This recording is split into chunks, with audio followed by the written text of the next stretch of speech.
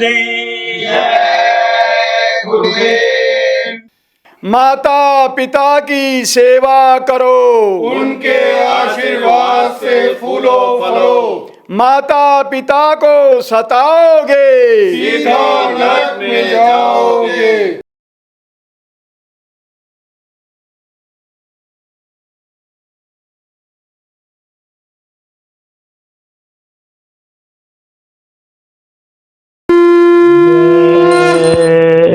गुरुदेव। यही विधि बीते जन्म बहु, नहीं कीनी परतीत। कृपा करो अब सतगुरु, धारूं भक्ति रीत।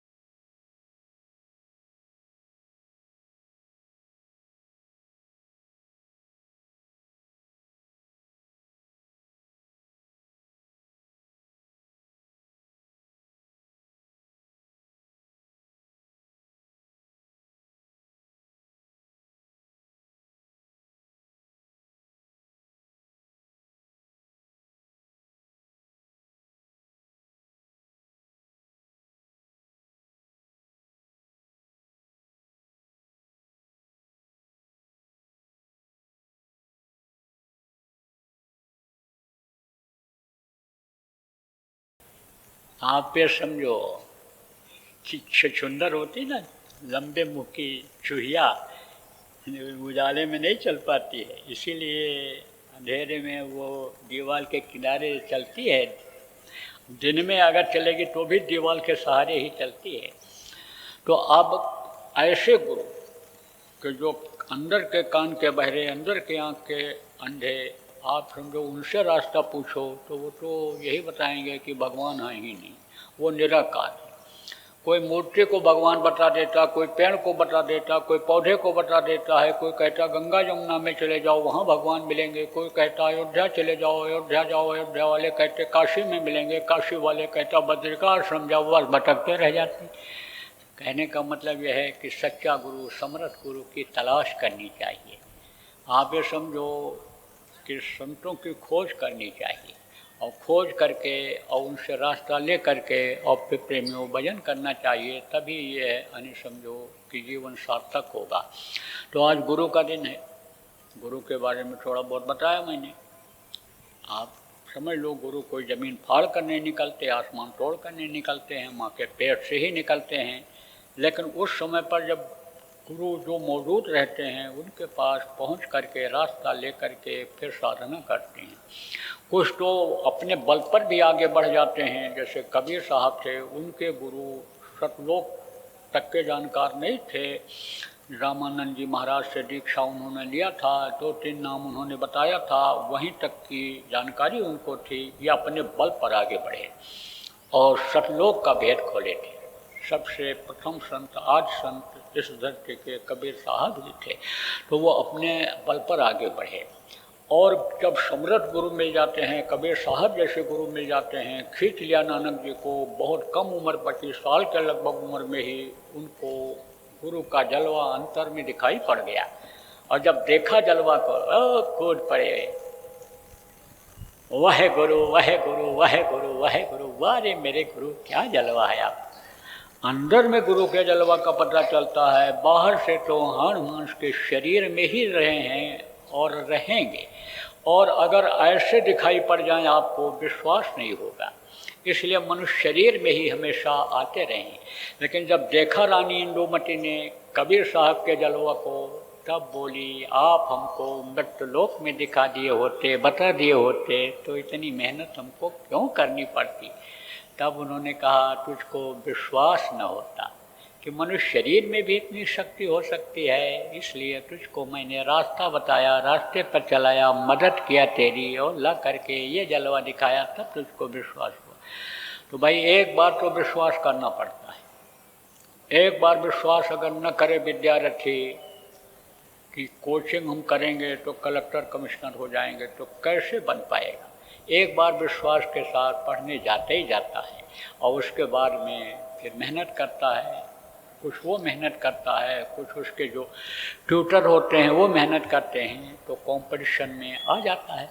तो आपको समझने की ज़रूरत है, एक बार विश्वास किया जाता है और करके देखा जाता है, प्रैक्टिकल करके देखा जाता है, और अगर कामयाबी मिलती है तो फिर किया जाता है, नहीं तो छोड़ भी दिया जाता है। समझो, जब तक गुरु मिले नहीं साँचा तब तक गुरु करो 10 पाँचा। दत्तात्रेय ने 24 गुरु किया था, तो जब सच्चे गुरु मिल जाते हैं तो अंदर में वो बोध करा देते हैं, अंदर में दिखा देते हैं जलवा, अंदर में ज्ञान करा देते हैं, सारी बातें बता देते हैं, बराबर अंदर में मिलते रहते हैं, दर्शन देते रहते हैं, सब करते हैं। तो प्रेमियों देखो, गुरु महाराज आज जिनकी याद में आप आए हो, इनकी गुरु पूर्णिमा का प्रसाद लेने के लिए आप आए हो, गुरु महाराज पूरे गुरु थे और गुरु महाराज के गुरु भी पूरे गुरु थे, जिनको गोरेलाल जी महाराज कहते हैं। आप ये समझो चिरौली गांव अलीगढ़ में वहाँ रहते थे।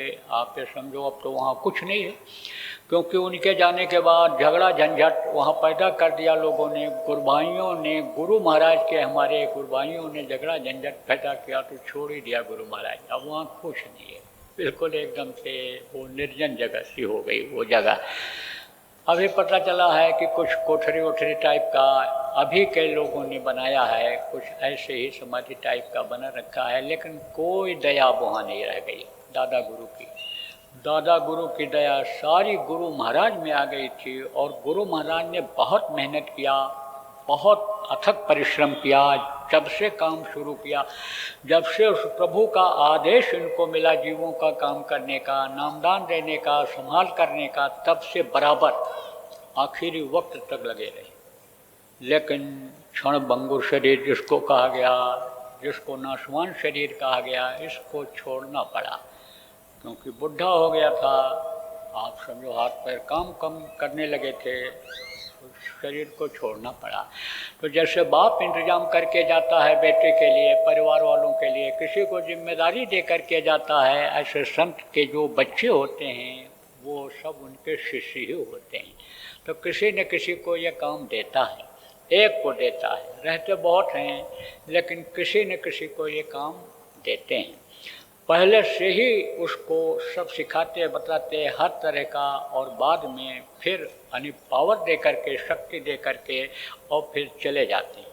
ये जो पंचभौतिक शरीर है जब पांचों तत्वों में यहाँ विलीन हो जाता है और आत्मा उस प्रभु के पास से जहाँ से आती है वो वहाँ चली जाती है।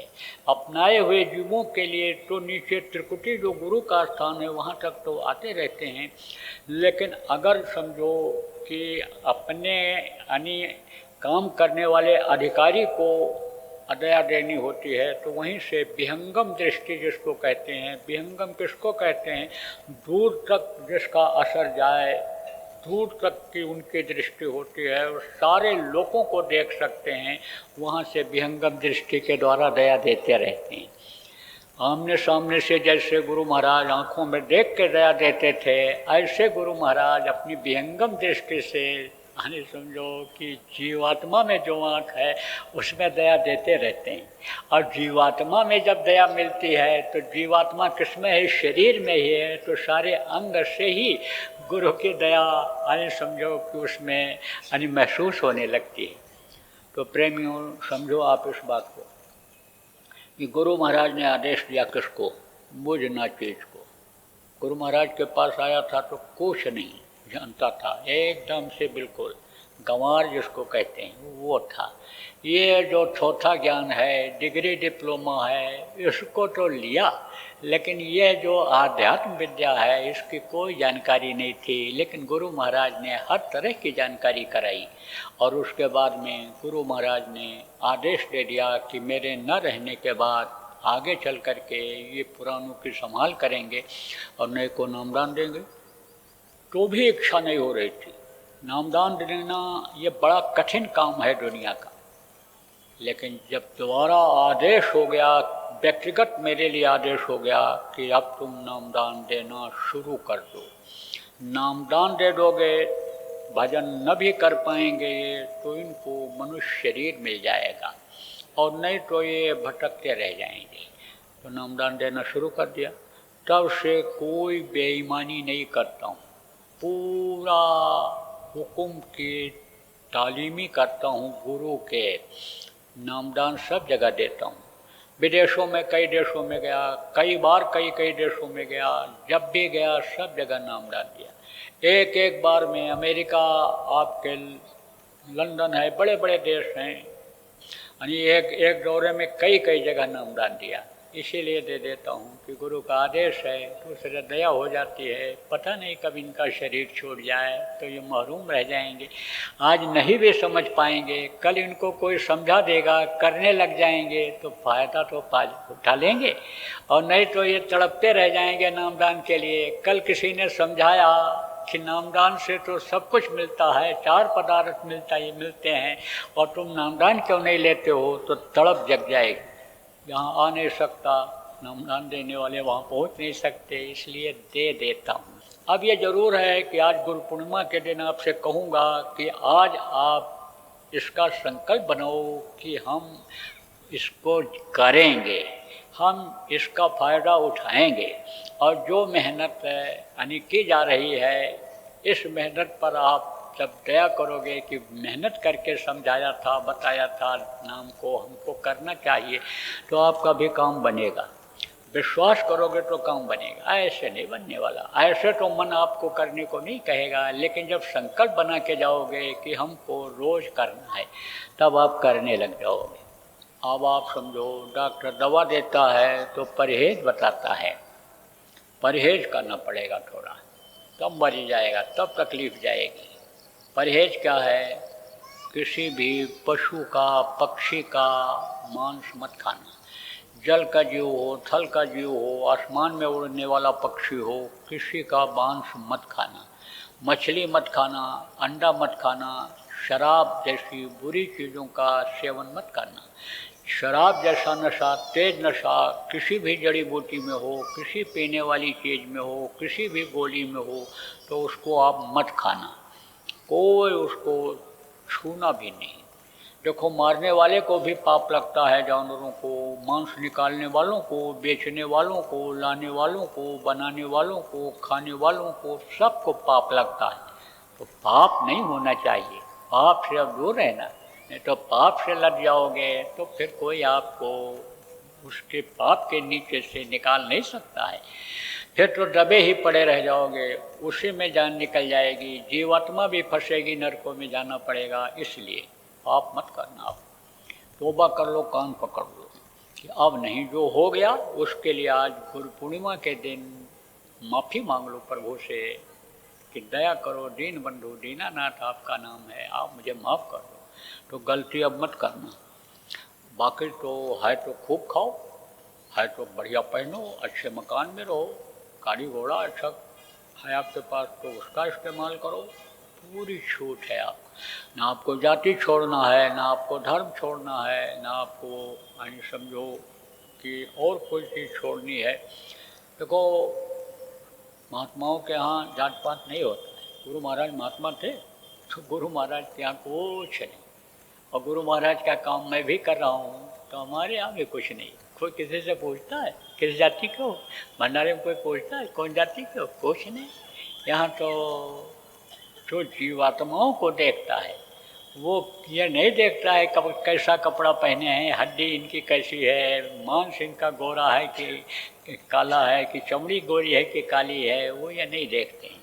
जिनको जीवात्माओं से प्रेम होता है वो इन सब चीज़ों को नहीं देखते हैं। तो यही तो सिखाता हूँ है कि फंसो नहीं इसमें, फंसोगे तो फिर फंस जाओगे, रह जाओगे इसी जातिवाद में, इसी भाईवाद में, इसी भतीजावाद में, इसी कौमवाद में, इसी पार्टीवाद में, इसी भाषावाद में, इसी आतंकवाद में, इसी यानी समझो कि नक्सलवाद में लोगों की जान चली जा रही।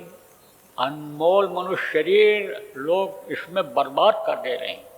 इसलिए इन चीज़ों से दूर रहो। हम ये नहीं कहते हैं कि आप अपना जाति छोड़ दो, अपनी लड़की दूसरे के यहाँ ब्याह दो, लड़का का शादी दूसरे जाति में कर लो, हम ये नहीं कहते। हम ये नहीं कहते हैं उनके यहाँ ना उठो बैठो, खाओ, लेकिन शाकाहारी भोजन खाओ। रिश्तेदारों के यहाँ, बिरादरी में, अपनी जाति में शाकाहारी भोजन खाओ। लड़का लड़की का शादी ब्याह करो, एक दूसरे की मदद करो, लेकिन एक भाव रखो। कोई भी किसी जाति का हो, मदद करना है तो उसकी करो, आप सब अपनी जाति की भी करो। समान व्यवहार रखो, समान भाव रखोगे तो आप आज़ाद रहोगे, स्वतंत्र रहोगे, पाप से भी बचोगे और टेंशन से भी बचोगे। ये जरूर कहता हूँ। देश के नियम का पालन करने के लिए कहता हूँ। आप समझो, हड़ताल, तोड़ फोड़, आंदोलन, धरना, घेराव, आगजनी से दूर रहने के लिए कहता हूँ कि इससे अपना ही नुकसान होता है। देश कैसे बनता है, आप देश का विकास कैसे होता है, आपके चंदा से बिकता है, आपके चुटकी से बिकता है, आपके लगान को जो देते हो, टैक्स जो देते हो, सामान खरीदते हो, जिस पर टैक्स का पैसा लगा रहता है, उससे बनता है। तो टैक्स बढ़ेगा कि नहीं बढ़ेगा? अभी बहुत नुकसान हो जाए। विकास अगर करना हो, फिर से कोई फैक्ट्री जला दिया आपने और लगाना हुआ तो पैसा कहाँ से आएगा? आप ही को अपनी मेहनत की कमाई से देना पड़ेगा। इसलिए इससे दूर रहो, चक्कर में मत आओ। कुछ लोगों के जो यही काम करने में लगे रहते हैं, जगह जगह दंगा करा देते, जगह जगह जिंदाबाद मुर्दाबाद बुलवा देते हैं, उसी की जो रोटी खाते हैं, उनसे आपको होशियार रहने की ज़रूरत है। सोच विचार करके कदम बढ़ाओ। उतावलेपन में ऐसा कोई काम न करो कि आपके जान का खतरा पैदा हो जाए, किसी की जान चली जाए। ऐसा कोई काम मत करो, ये जरूर कहता हूँ। देखो, एक दिन की मैल हो तो साफ कर लो, कई दिन की मैल हो जाती है जब, तो एक बार की सफाई में नहीं साफ होती है।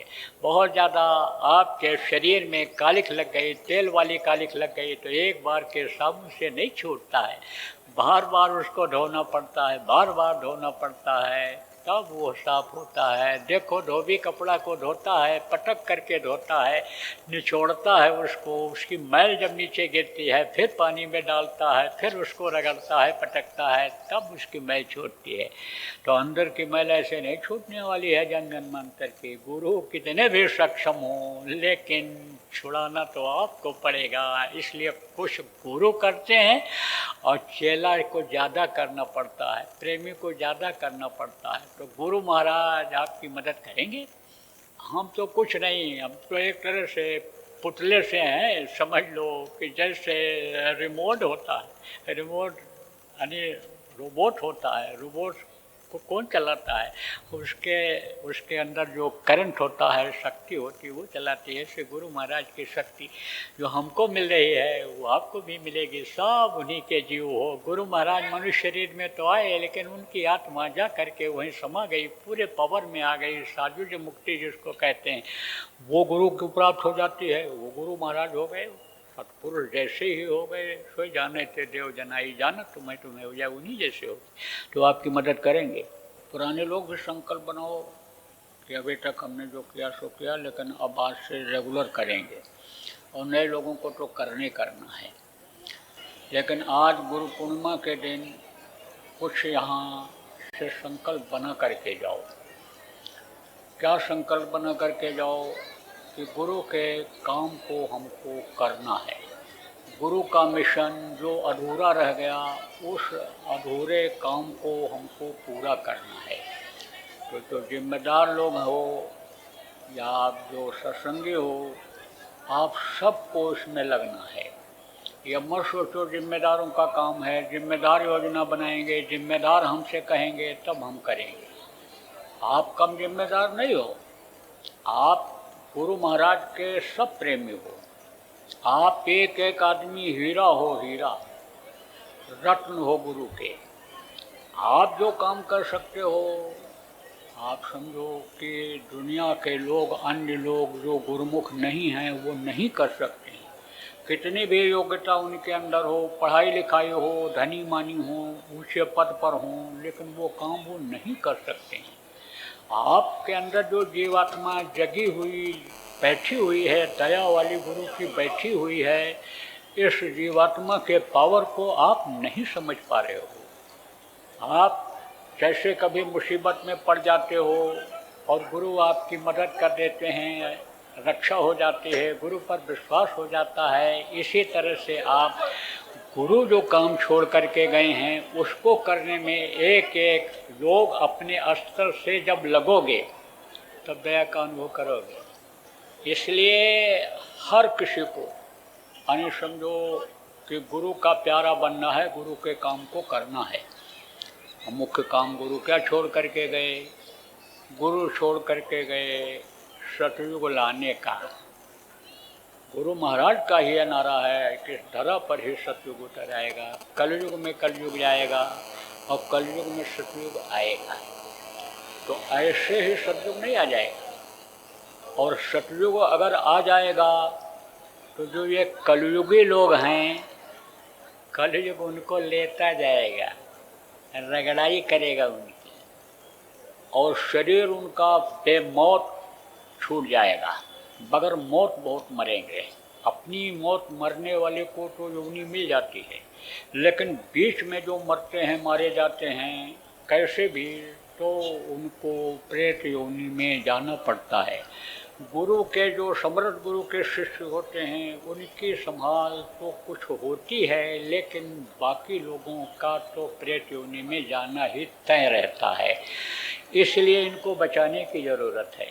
सतयुग आ जाए और सतयुग का आनंद लेने वाला कोई न रहे तो सतयुग लाने का मतलब क्या रहेगा।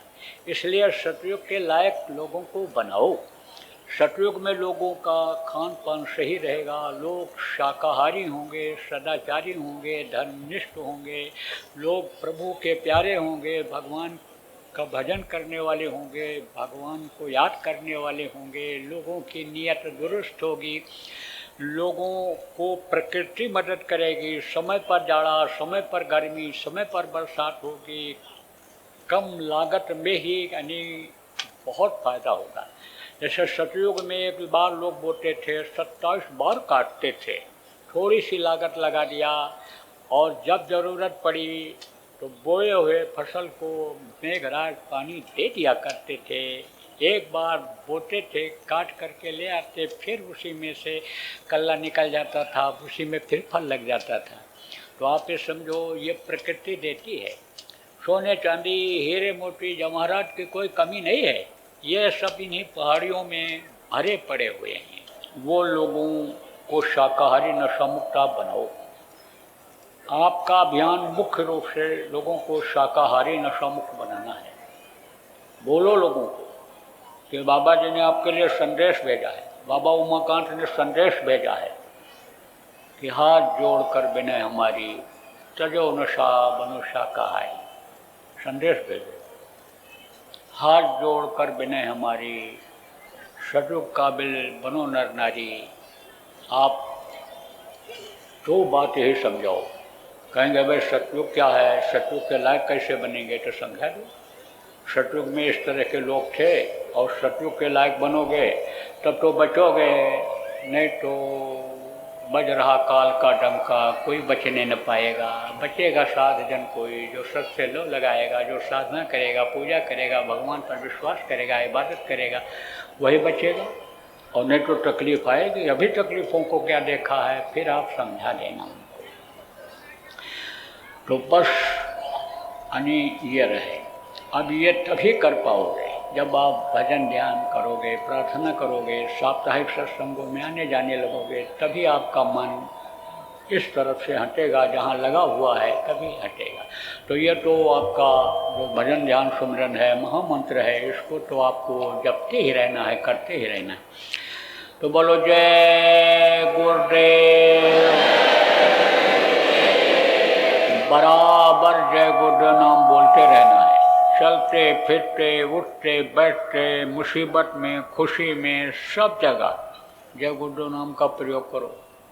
कहीं भी जाओ, नहाते समय, लेटने जाते समय, भोजन करने से पहले जय गुरुदेव नाम की ध्वनि बोल करके भोजन ग्रहण करो। भोग लगाते थे पहले लोग, ऐसे भोग लगाओ उस प्रभु को, फिर खाओ। तो बराबर आदत डालो। रास्ते में जाओ, बोलते हुए चले जाओ। कोई ज़रूरी नहीं है चिल्लाओ। 2 आदमी 4 आदमी हो तो एक आदमी बोले बाकी दोहराओ, कोई हर्ज नहीं। लेकिन अकेले हो तो भी जय गुरुदेव नाम की ध्वनि बराबर अंदर में बोलते रहो। कैसे बोलना रहेगा? जय गुरुदेव, जय गुरुदेव, जय गुरुदेव, जय जय गुरुदेव।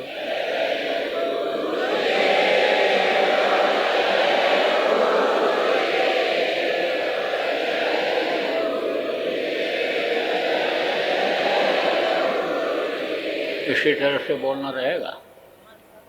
बोलो जय गुरुदेव।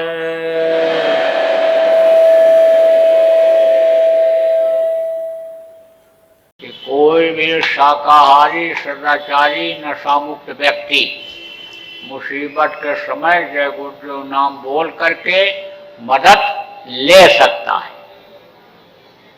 तो आगे का समय विनाशकारी, बड़ा खराब समय आ रहा है। अब उस खराब समय से बचने के लिए तो कोई ना कोई उपाय आपको बताना पड़ेगा। तो जय गुरुदेव नाम बताओ, लेकिन बताओगे तो याद नहीं रहेगा। कहा ना, कोटि कोटि मुन जतन कराही अंत नाम मुखावत नहीं। मुसीबत जब आती है तो सब भूल जाता है, लेकिन जब रट जाता है तब जल्दी नहीं बोलता है। देखो, अपना नाम आदमी जल्दी नहीं बोलता है, रट जाता है। और गांव का नाम भले भूल जाए, अपना नाम नहीं बोलता है। तो रटाना पड़ेगा। रामलीला हो रही थी तो हनुमान जी की हो गई तबीयत खराब। जो हनुमान जी का पाठ करते थे, बनते थे, उनकी तबीयत खराब हो गई। तो लोगों ने कहा, भाई अब किसको बनाया जाए हनुमान जी से? तो एक आदमी ने कहा, मोटा तगड़ा है हलवाई, उसको बना दिया जाए। मैनेजर ने कहा, कमेटी के, रामलीला कमेटी के मैनेजर ने कहा, वो क्या बन पाएगा? वो तो कुछ पढ़ा लिखा है नहीं, क्या कर पाएगा वो? लोगों ने कहा, सिखा देंगे उसको। बोले, अच्छा बात कर लो। गए उसके पास, कहे तुमको हम हनुमान जी बनाना चाहते हैं रामलीला में। अंदर अंदर बहुत खुश हो गया कि हम हनुमान जी बन जाएंगे, हमारा फोटो खींच जाएगा, कैलेंडर छप जाएगा, घर घर में लग जाएगा। सुबह उठ करके लोग हमारा पैर छुएंगे, फूल पत्ते प्रसाद चढ़ाएंगे, हमारा ही लड्डू खरीद कर हम ही को खिलाएंगे, सारे लड्डू बिक जाएंगे, बहुत खुश। लेकिन कहा, भाई हम तो पढ़े लिखे हैं नहीं, तो हम बोल क्या पाएंगे? तो लोगों ने कहा, तुमको सिखा देंगे, रिहर्सल करा देंगे, चलो हमारे साथ। ले गए। दिन भर यानी पढ़ाए, रिहर्सल कराए, करके भी दिखाए, उससे भी करवाए। लोगों ने कहा, हाँ आप ये कर ले जाएगा। लेकिन रात को जब स्टेज पर पहुंचा और रावण को लाल आंखें किए हुए बैठा देखा, और तो सब भूल गया, केवल उसको अपना ही नाम याद रहा, और बाकी जो इन्होंने सिखाया पढ़ाया सब भूल गया। और जब रावण ने डांटा, ऐ बंदर, कौन है तू, क्या है तेरा नाम? तब क्या कहता है, सरकार की दुहाई, हम रामदास हलवाई। सब काम करा कर दिया। तो जो याद था वही बताया, रटा हुआ था वही बताया। तो आप प्रेमियों जब तक लोगों को रटाओगे नहीं, तब तक ये बोल नहीं पाएंगे, इनको जाएगा भूत। इसलिए इनको रटाना पड़ेगा लोगों को। कैसे रटाओगे? अखंड नाम धुनी करो, 24 घंटे की, 12 घंटे की, 6 घंटे की, 8 घंटे की, 4 घंटे की। और नहीं तो जितने लोग आप यहाँ पर आए हो, 2-2 घंटे की नाम धुनी तो सब लोग कर सकते हो। पड़ोसियों को इकट्ठा कर लो, घर वालों को इकट्ठा कर लो, रिश्तेदारों को भी बुला लो। और रोज नहीं तो महीने में 4-6 बार ही अगर आप करोगे, आधे घंटे के लिए ही 2-4 बार आदमी आ गया आपके यहाँ बोलने के लिए, तो उसको याद हो जाएगा, रट जाएगा। और रट जाएगा तब वो बोलेगा, क्योंकि ये जगाया हुआ नाम है। जगाना किसको कहते हैं, कैसे जगाया जाता है, ये भी बता दूं। आप इतने आदमी बैठे हो, आपको ये नहीं पता है कि कहाँ से जुड़े हुए हो। उस मालिक से सब जुड़े हुए हो, तार के द्वारा, पतले तार के द्वारा। उसको आप देख नहीं सकते हो। तार को अगर देख लो तो उसको भी देख लोगे, लेकिन उसको नहीं देख सकते। ऐसे ही जिस नाम को महापुरुष जगाते हैं उसको जोड़ देते हैं उससे, उस मालिक से। अब जब मुंह से निकलता है तो फौरन वो मदद करता है। कैसे, ये भी बता दें। आप अपने बच्चों को लेकर के कहीं जा रहे हो, छोटे बच्चे को ठोकर लग गई या कोई चीज देख करके डर गया तो कहेगा पापा, तुरंत देखोगे। मम्मी, मम्मी तुरंत देखेगी। भाई, जिसको बुलाएगा तुरंत देखेगा वो, जिसको आवाज लगाएगा। ऐसे ही जब आवाज मुंह से निकलेगी तो मदद कर देगा। जीता जागता नाम जब बोलेगा, मुंह से निकलेगा तो मदद कर देगा। तो निश्चिंतता हो जाएगी बच्चों से आपको। लेकिन बच्चे ऐसे कहने पर तो नहीं रटेंगे, मजबूरन रटेंगे। वो तरीका बता दे रहा हूं। जब रात को खाना बना लो, शाम को, तब घर में जितने भी लोग हैं सबको इकट्ठा करो और आधा घंटा 15 मिनट नहीं तो 10 मिनट तो जय गुरुदेव नाम की ध्वनि बोलो और बुलवाओ, और उसके बाद खिलाना शुरू करो, परोसना शुरू करो। और बच्चों को जब मालूम हो जाएगा, 4-6 दिन ऐसा करोगे और बच्चों को मालूम हो जाएगा कि बगैर ध्वनि बोले खाने को नहीं मिलेगा, तो जैसे ही कुकर सीटी देगा तैसे ही लड़के, दादाजी चलो, भाई जी चलो, काका जी चलो, चलो चलो बैठो, ध्वनि बोलो। रात को इकट्ठा करके ध्वनि बुलवाने लगेंगे। उनको भी रट जाएगा, घर वालों को भी रट जाएगा। आपके कितने भी बुरे लोग क्यों न हो, लेकिन जान पहचान हो आपकी उनकी, आपके रिश्तेदार हो, तो सबको बता दो कि रात को सोने के लिए जब जाओ तो जय गुरुदेव नाम की ध्वनि बोलते बोलते सो। जब तक नींद ना आवे तब तक जय गुरुदेव नाम की ध्वनि जोर से बोलो, चाहे मन में बोलते रहो। अगर भाव के साथ बोलेंगे तो उनको तुरंत फायदा लाभ मिलना शुरू हो जाएगा, और नहीं तो बोलते बोलते उनके जब कर्म कटेंगे तो उनकी बुद्धि सही हो जाएगी, भाव उनके बन जाएंगे। तो बराबर इस बात का प्रचार सब लोग, आप लोग कर दो प्रेमियों, और खुद भी बोलो, परिवार वालों को सबको बुलवाओ। कैसे बोलना रहेगा? जय गुरुदेव, जय गुरुदेव, जय गुरुदेव, जय जय गुरुदेव। इसी तरह से बोलना रहेगा। जय गुरुदेव। अभी आपने बाबा उमाकांत जी महाराज के सत्संग को सुना। बाबा जी अन्य किसी से चंदा न लेकर अपने प्रेमियों के सहयोग से देश विदेश में तमाम जनहित के काम करते हुए सभी तरह की तकलीफ़ों को दूर करने व प्रभु के मिलने का उपाय बताते हैं। आप इस जीवन के इस बचे हुए समय में समय निकालकर बाबा जी से ज़रूर मिलिएगा। आपके सुझाव के लिए व्हाट्सएप नंबर 9575600700। जय गुरुदेव, जय गुरुदेव। जय गुरुदेव, जय गुरुदेव, जय गुरुदेव, जय जय गुरुदेव।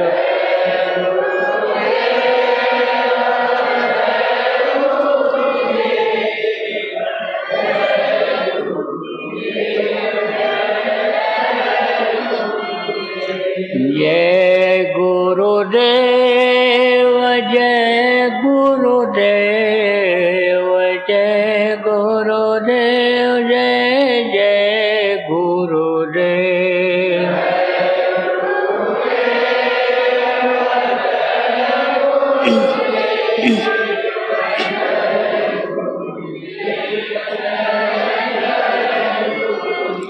जय